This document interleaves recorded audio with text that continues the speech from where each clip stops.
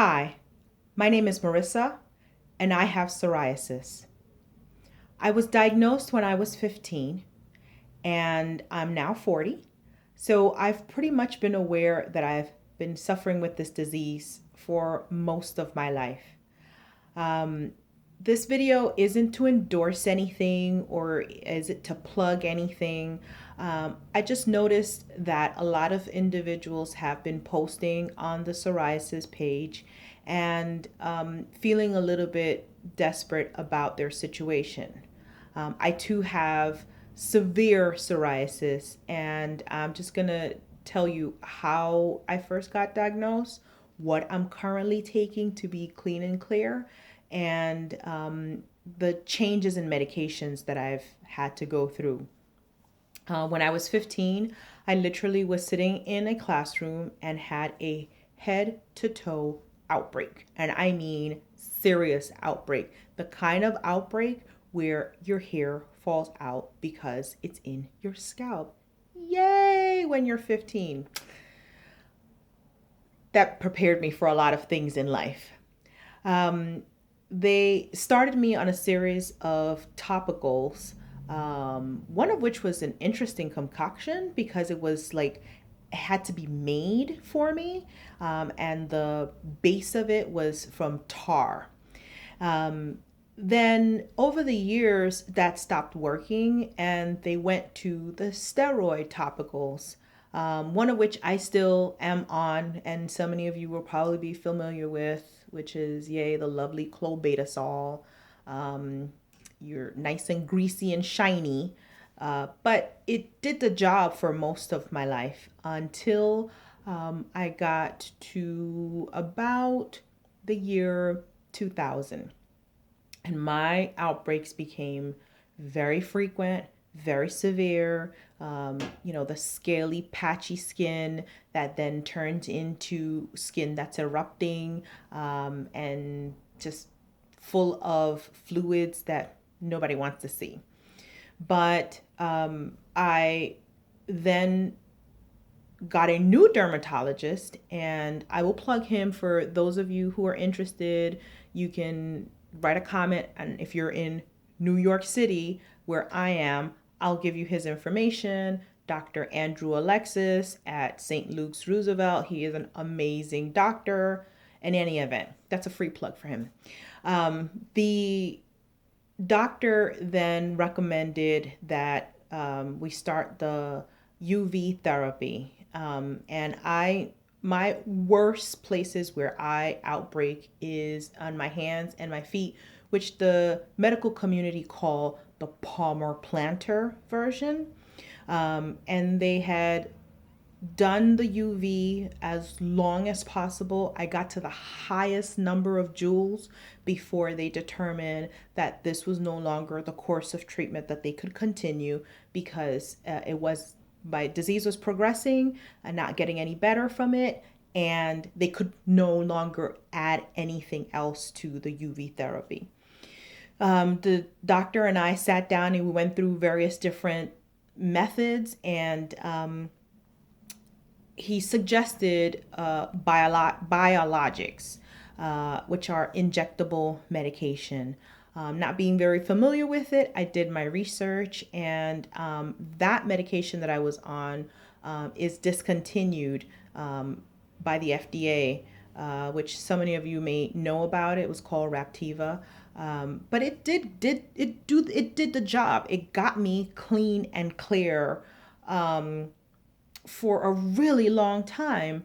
And then when the FDA plugged it, I was like, oh my God, what am I going to do now? I've been used to this medication, and it did an excellent job. In any event, they suggested another injectable, and I'm not going to use its name only because it's currently on the market and it did the job. But if you are familiar with what this syringe looks like, you'll pretty much know what it is. That's what I'm currently on. And in 2009, I started on that medication, and it was not as effective as Raptiva. It took a really long time for me to get clear. And when I say clear, I mean clear where I am not having frequent outbreaks and I'm not seeing patches all over and I'm not always having to pull down my sleeves or, being uncomfortable situations. But it did the job. Um, After a full year of being on it, which was a little saddening for me because I had been used to my previous biologic and that one was so quick and it got me clear so fast that, going week after week after week and injecting yourself with this medication that wasn't working to the same degree that the other was a little frustrating for me. But after that year, I can say that I got clean and clear and stayed that way. Like, I have not had a major outbreak.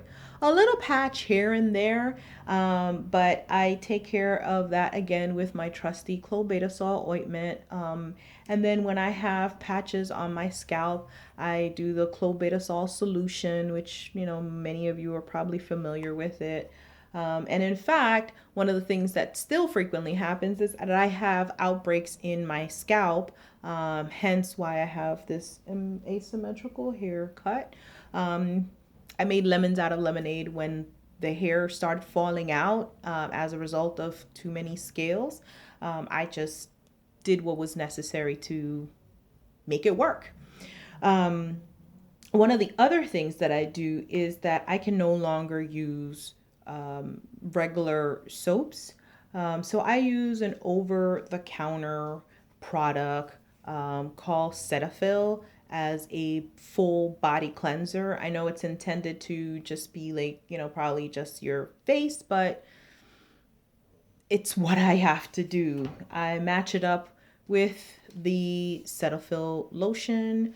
And as you can see, I do makeup, so I have to wash that off. And a product that I've been using recently that's been working really, really well is simple moisturizing facial wash. And not that I'm endorsing any of these products. Um, this is the cocktail that's working for me currently. And if it works for you, great. If it doesn't, you can try something else. I heard that other people do other biologics and other injectables. Some people do the pills. But I say a combination of holistic things, like there are foods that I avoid like the plague. There are things that I just don't do to place myself in stressful situations, because the more stress that I'm under, the more likely I am to have an outbreak. But in any event, any way that you can to do that works for you to be able to get you clean and clear, I suggest you start by finding a really great dermatologist. Secondly, do your research. Know about what works for you and you alone by trial and error. And then, thirdly, decide for yourself if you're going to go the path of medications the way I have, or if you're going to go with a more holistic approach. But in any case, do your research. I hope that this video helps some of you who feel like you're going down that rabbit hole all by yourself. I've been there. Trust me, it gets better. Thank you.